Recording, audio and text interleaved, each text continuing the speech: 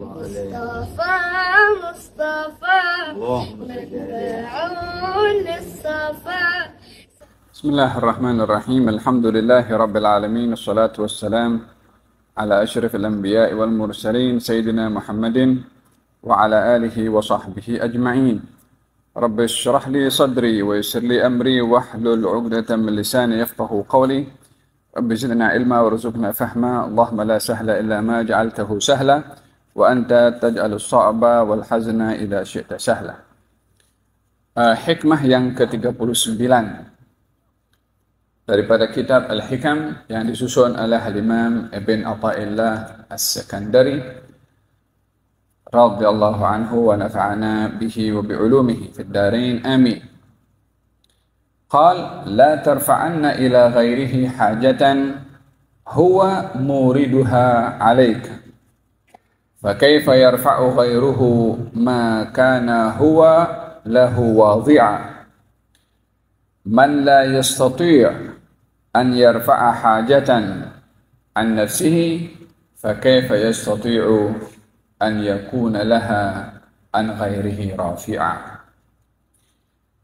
Jangan engkau meminta hajat kepada selainnya, selain Allah maksudnya, karena dialah Allah yang memberikannya kepadamu, memberikan hajat. Bagaimana mungkin selain daripada Allah boleh menghilangkan sesuatu yang Dia, yakni Allah, berikan? Sesiapa yang tidak mampu mengangkat hajat bagi dirinya sendiri, bagaimana mampu mengangkat hajat orang lain? Kata-kata hikmah ini ada menjelaskan mengenai ketunggalan Allah di dalam bertindak, di dalam berbuat, dan tiada sesiapa yang menyaingi Allah Subhanahu wa Ta'ala di dalam kehendaknya, perbuatannya, tindakannya, keputusannya, ketentuannya. Tiada siapa yang boleh untuk mengubah apa yang Allah putuskan, dan tiada siapa boleh menghalang apa yang Allah ingin lakukan. La mani'a lima a'taita. Tiada siapa yang dapat menghalang sesiapa yang ingin diberi oleh Allah. Wala mu'tiya lima mana'ta. Dan tiada siapa boleh memberi kepada sesiapa yang Allah tak mahu beri. Di dalam Al-Quranul Karim Allah Subhanahu wa Ta'ala berfirman, "Ma yaftahillahu lin-nasi min rahmatin fala mumsika laha wa ma yumsik fala mursila lahu min ba'dih." Tidaklah Allah itu ingin membuka rahmat untuk diberi kepada sesiapa yang dikehendaki oleh Allah, maka tiada siapa yang boleh menghalang rahmat itu untuk turun. Dan bila Allah menahan rahmat kepada seseorang untuk diberi, maka tiada siapa yang boleh membuka pintu rahmat itu. Ini mutlaqut tasarruf, mutlak perbuatan Allah tanpa dipengaruhi oleh sesiapa, tanpa disuruh oleh sesiapa. Tiada sesiapa yang memaksa kepada Allah untuk berbuat. Doa hamba kepada Allah kalau diberi itu bukan oleh kerana Allah terpaksa untuk memberi. Tiada siapa memaksa kepada Allah Subhanahu wa Ta'ala. Pada kata-kata hikmah ini, Allah Subhanahu wa Ta'ala, Al-Imam Ibn Atha'illah Sakandari ada menjelaskan tentang ketunggalannya Allah di dalam bertindak, di dalam berbuat, di dalam menentukan segala-galanya. Hanya Allah Subhanahu wa Ta'ala menjadikan dalam ciptaannya ini sebab, wasilah, perantara. Itu ketetapan yang Allah Subhanahu wa Ta'ala tetapkan. Ketika orang itu sakit, maka untuk dia mendapatkan sembuh, perantaranya adalah berubat. Ketika seorang itu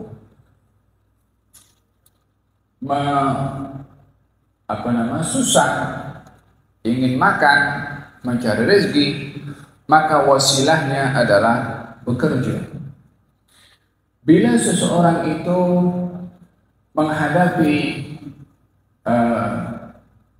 kesulitan yang dilalui dalam hidupnya, maka dia mencari sesiapa yang boleh mengangkat kesulitannya.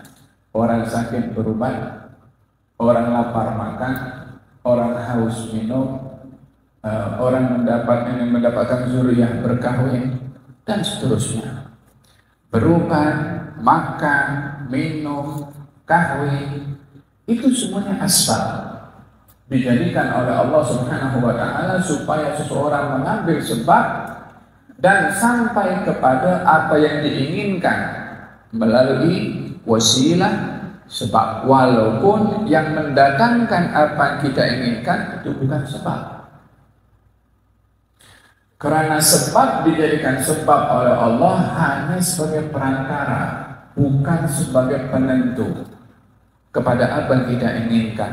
Bukanlah orang itu dengan berobat, obat itu yang mendatangkan sehat. Karena berapa banyak orang berobat tak sehat juga. Bukanlah mencari rezeki, berusaha itu menjadi satu-satunya yang memberikan rezeki sesuai dengan kita inginkan. Berapa ramai orang bekerja kuat tapi tak dapat, tak cukup apa yang diinginkan. Berapa banyak orang menginginkan zuriyah dengan berkahwin, tetapi berkahwin juga tidak mendapatkan zuriyah.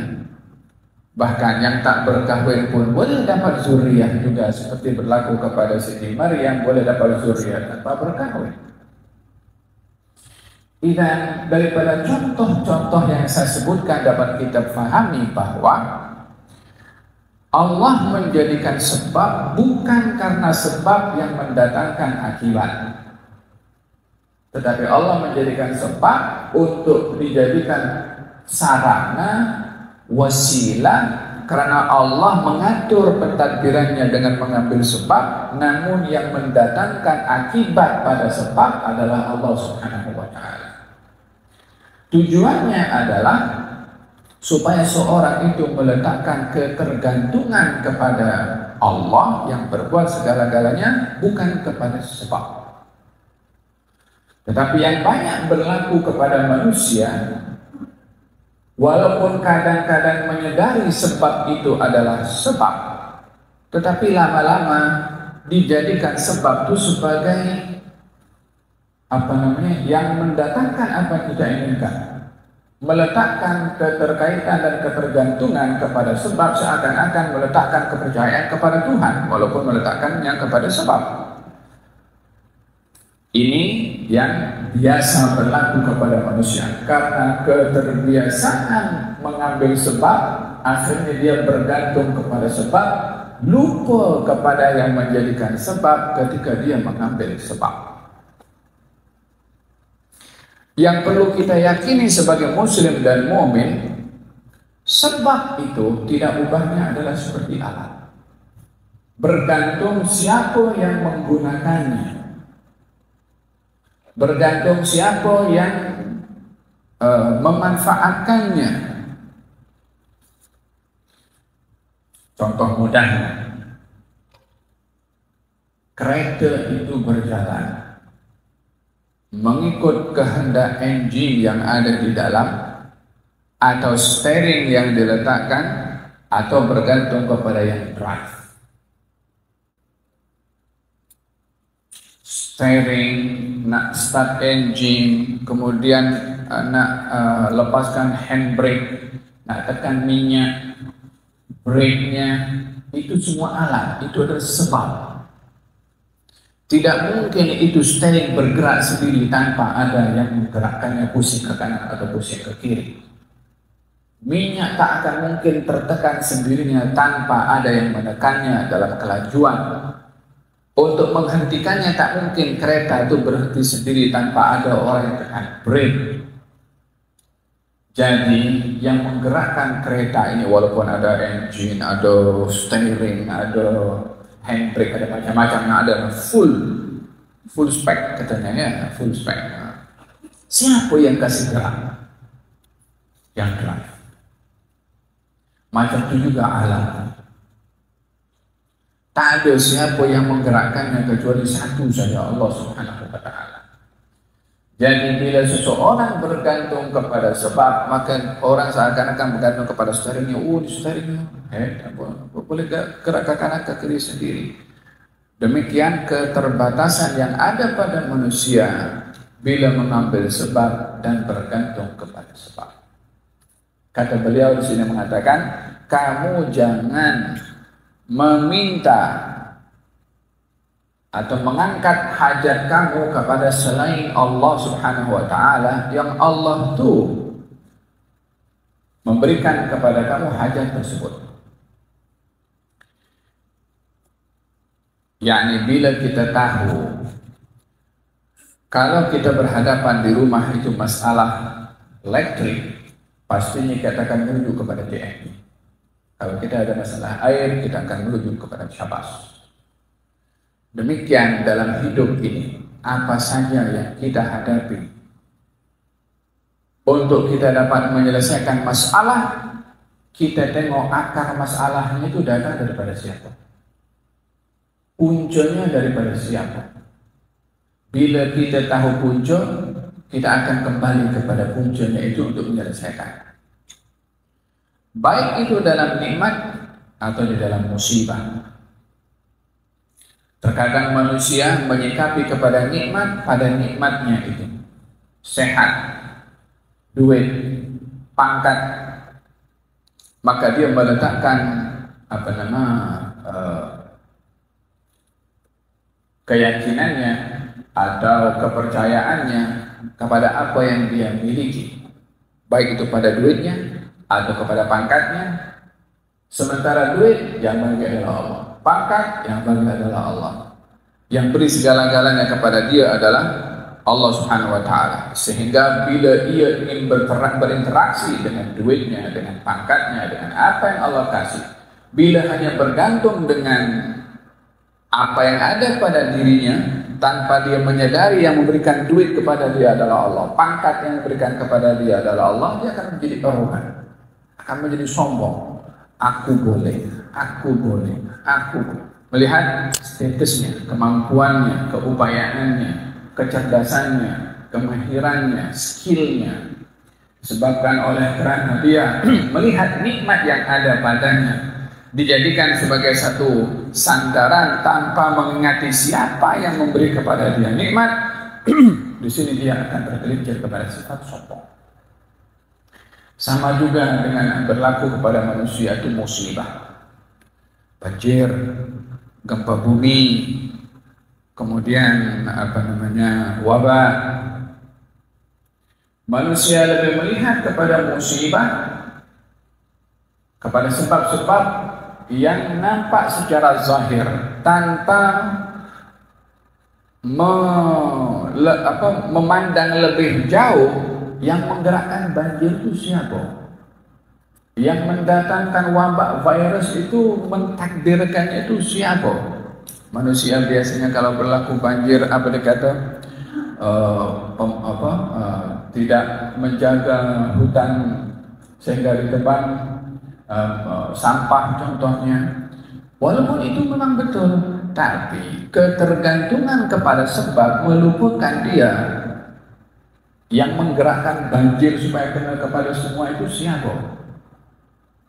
Sehingga bila orang berinteraksi dengan musibah hanya kepada sebab-sebabnya, dia dok sibuk bersihkan sampah ke atau jaga hutan ke, tanpa dia merujuk kepada yang menjadikan banjir itu boleh kena kemana-mana. Di sini kesilapan yang berlaku kepada manusia bila berhadapan dengan sesuatu, lebih bergantung kepada sebab, tidak kepada punca masalah yang menjadikan dia berhadapan dengan musibah tersebut. La tarfa'anna ila ghairihi hajatan. Janganlah kamu mengangkat hajat kamu kepada selain Allah, karena Allah lah yang mendatangkan dan memenuhi hajat kamu. Bagaimana kamu boleh meminta kepada orang lain mengangkat hajat? Yang meletakkan hajat itu adalah Allah Subhanahu wa taala, yang mengangkatnya pun juga Allah Subhanahu wa taala. Sementara orang yang kita minta untuk mengangkat hajat kita, dia pun tak boleh angkat hajatnya sendiri. Bagaimanakah akan meminta tolong kepada orang yang orang itu tak boleh tolong dirinya sendiri? Faqidu syai' la yu'ti. Yang tak punya sesuatu tidak akan mampu untuk memberi. Hada berkenaan dengan hikmah yang ke-39. Hikmah yang ke-40. Oleh sebab itu kata baginda Rasulullah ketika berpesan kepada Abdullah bin Abbas, "Wa idza sa'alta fas'alillah wa idza ista'anta fasta'in billah wa'lam anna al-ummata law ijtama'u 'ala an yanfa'uka bi syai'in lam yanfa'uka illa bi syai'in qad katabahu Allahu lak wa in ijtama'u 'ala an yadurruka bi syai'in lam yadurruka illa bi syai'in qad katabahu Allahu 'alaik rufi'atil aqlam wa jaffatis suhuf." Kata Nabi kepada Abdullah bin Abbas, kalau kamu minta, minta pada Allah. Kalau ingin berlindung, berlindung kepada Allah. Dan yakinlah, kalau semua umat ini berpakat untuk memberi manfaat kepada kamu, mereka tidak mampu mendatangkan manfaat melainkan Allah yang menentukannya. Kalau mereka berpakat satu dengan yang lain, ingin memudaratkan kepada kamu, mereka tiada mampu mendatangkan mudarat melainkan dengan sesuatu yang sudah ditulis dan ditentukan oleh Allah. Jadi, apa yang ingin dilakukan oleh manusia dengan kekuatan apapun, yang punya nuklir, yang punya pesawat tanpa awak, yang punya kontrol daripada dia punya rumah untuk hantam negara lain contohnya, atau guna drone, tidak akan mungkin kecuali Allah Subhanahu wa Ta'ala yang menentukan. Dengan begitu, dengan siapa seseorang itu boleh menentukan. Wa ma ramaita idh ramaita walakinnallaha rama. Tidaklah kamu melempar wahai Rasulullah Muhammad ketika kamu melempar, tapi yang melempar adalah Allah Subhanahu wa Ta'ala. Ayat ini turun ketika baginda Rasulullah dalam peperangan Badar. Nabi SAW mengambil habu dan debu dilempar macam ini. Berapa jarak antara Nabi waktu itu dengan kaum musyrikin? Tak tahu di situ kaum musyrikin. Nabi melempar macam dengan debu. Itu setiap butir debu itu masuk ke mata kaum musyrikin yang sedang berhadapan dengan kaum muslimin pada waktu, sehingga mereka pun sibuk mengucuk matanya dan tidak nampak kepada siapa yang berada di hadapannya, siapa yang melempar, siapa yang memasukkan debu itu kepada mata mereka yang berada di hadapan Nabi. Wa ma ramaita idh ramaita walakinnallaha rama. Engkau tidak melempar saat engkau melempar, tapi Allah yang melempar. Yang melempar tangan siapa? Tangan Nabi SAW. Nabi ambil debu, Nabi lempar. Kata Allah, bukan engkau yang lempar. Walaupun pada itu engkau yang menggerakkan tangan untuk melempar. Subhanallah, ayat ini engkau tidak melempar saat engkau melempar, tapi Allah yang melempar. Assalam. Ini apa? Lemparan Nabi sebab yang memasukkan ke mata manusia kaum musyrikin waktu itu adalah Allah Subhanahu wa Ta'ala. Dan buat apa bergantung kepada sesuatu yang sesuatu itu tak boleh untuk selamatkan dirinya sendiri. Bergantunglah kepada yang maha berkuasa untuk berbuat segala sesuatu. Hikmah yang ke-40 sebelum saya akhiri, in lam tuhsin dhannaka bihi li ajli husni wasfihi fahassin dhannaka bihi li ajli mu'amalatihi ma'aka fahal awwadaka illa hasanan wa hal asda ilaika illa minanan. Jika engkau tidak dapat bersangka baik kepadanya dan kepada Allah kerana kebaikan sifatnya, sifat Allah, maka bersangka baiklah kepadanya kerana layanannya terhadap kamu. Bukankah dia, yakni Allah, hanya memberi yang baik-baik, dan bukanlah dia tidak menyampaikan kepadamu kecuali kurnia yang baik.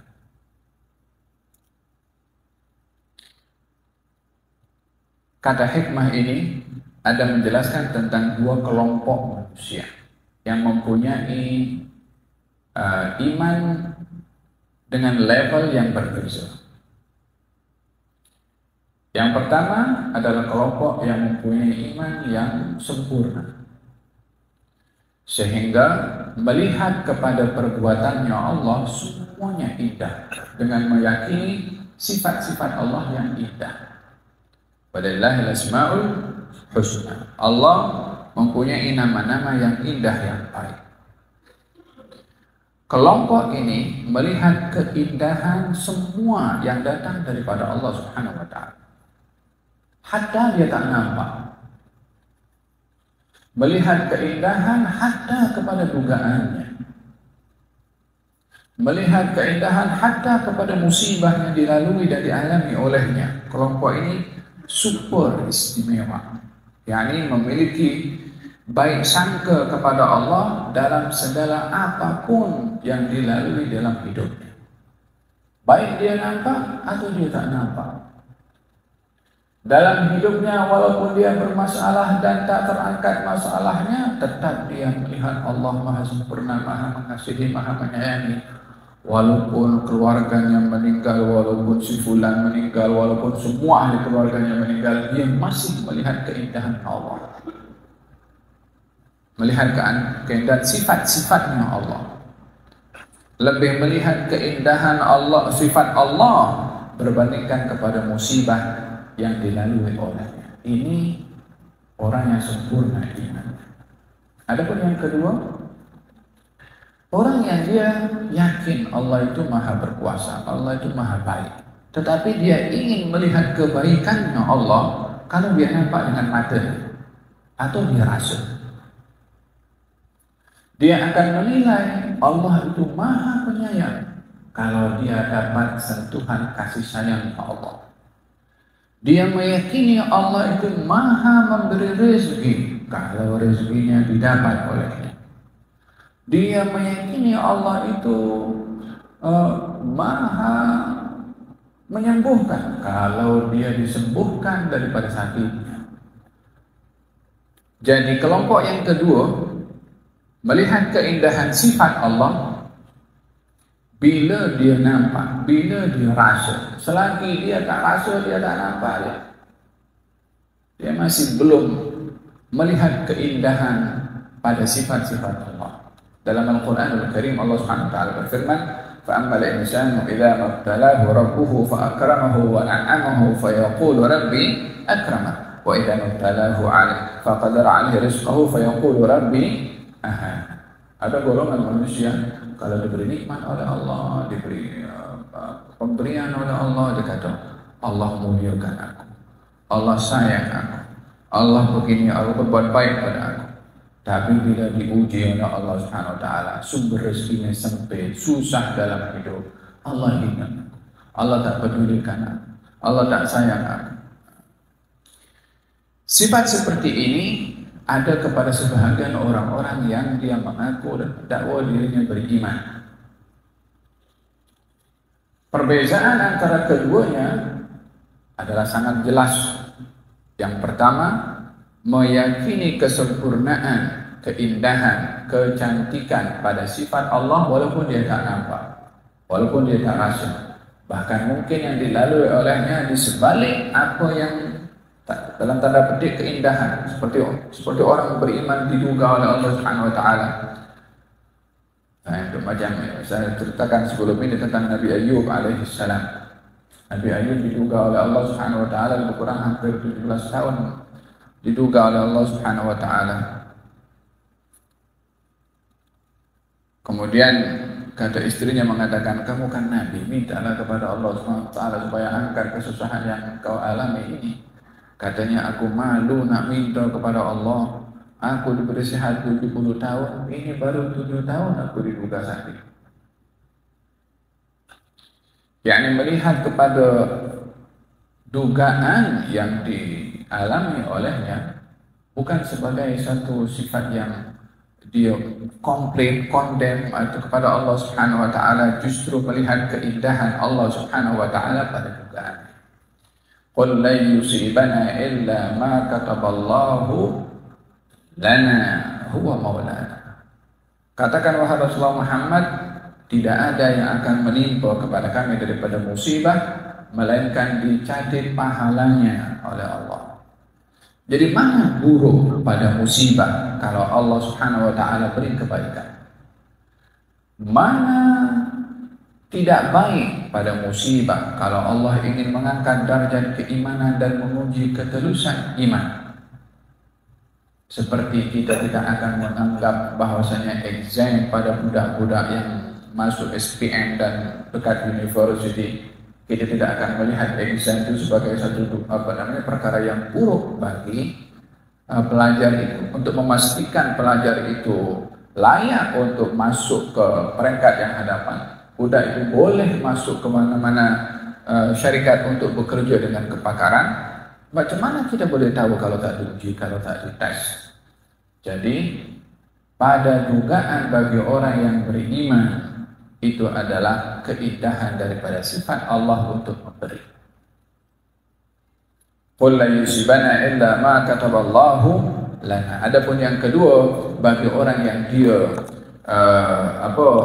hanya melihat kepada Allah Subhanahu wa taala itu pada sifat indahnya sahaja, dan dia rasa kalau tidak maka dia masih ragu-ragu dengan sifat indah Allah Subhanahu wa taala, yang seperti ini hendaklah dia berbaik sangka kepada Allah Subhanahu wa taala. Macam mana berbaik sangka kalau dia tidak diberi apa yang dia minta, tetapi dia diberi dengan apa yang dia tak minta. Dia minta sehat, tak diberi sehat, tapi dibagi oleh Allah nafas, dibagi Allah kedatangan yang sempurna, mata boleh melihat. Ini semua bahagian daripada nikmat yang dia tak minta, tetapi dikasih oleh Allah Subhanahu wa taala. Berbaik sangkalah dengan apa yang sudah diberi oleh Allah, walaupun tidak diberi apa yang dia minta kepada Allah Subhanahu wa taala. Moga-moga Allah Subhanahu wa taala luruskan kita punya iman kepada Allah Subhanahu wa taala, luruskan, bersihkan keyakinan dan ketergantungan yang mutlak hanya kepada Allah Subhanahu wa taala. Wassallallahu alaihi wasallam Muhammadin wa ala rasulillah. Alhamdulillah.